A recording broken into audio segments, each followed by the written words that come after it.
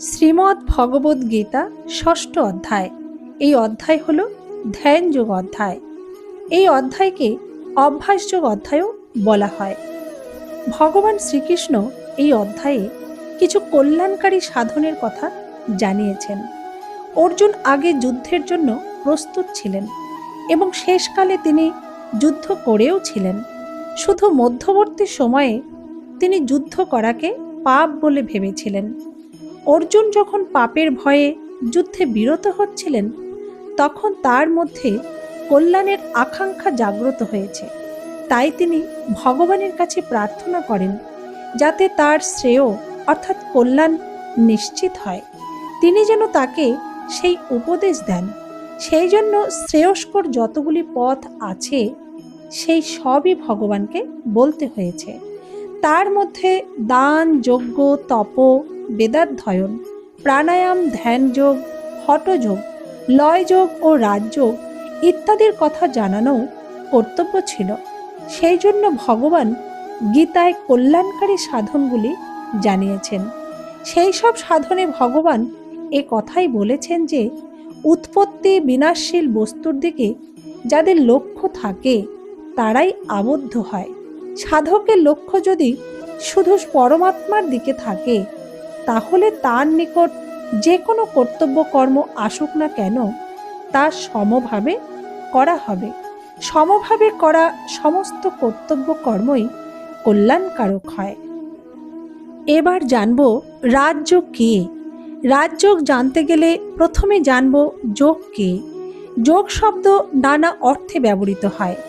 এখানে আমি সমাধি যোগ বা নিরোধ যোগের বিষয় আলোচনা করছি, যাকে বলে যোগশ্চিত্ত বৃত্তি নিরোধ।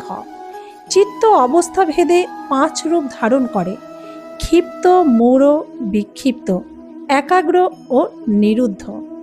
ক্ষিপ্ত অবস্থায় মন কামনা কুলিত হয়ে নানা বিষয়ে ধাবিত হয়। মূঢ় অবস্থায় মন তম গুণাক্রান্ত হয়ে মোহে অভিভূত হয়ে থাকে। আর বিক্ষিপ্ত অবস্থায় মনের চঞ্চলতা থাকলেও তা সময় সময় অন্তর্মুখী হতে চেষ্টা করে।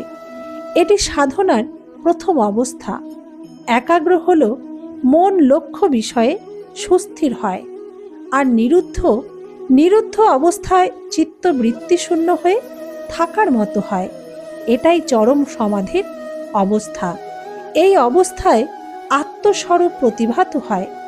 যে ক্রিয়া কৌশলে মনকে আত্মসংস্থ করে আত্মস্বরূপ বিকশিত করা যায় তারই নাম হলো যোগ।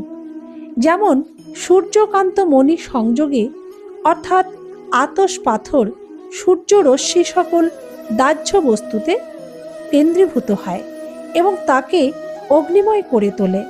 সেইরূপ ইতস্তত বিক্ষিপ্ত মন যোগ দ্বারা আত্মসংস্থ হলে তার স্বস্বরূপ প্রকাশিত করে। একেই রাজযোগ বা অষ্টাঙ্গ যোগ বলে। এই অষ্ট অঙ্গ হল যম, নিয়ম, আসন, প্রাণায়াম, প্রত্যাহার, ধারণা, ধ্যান ও সমাধি।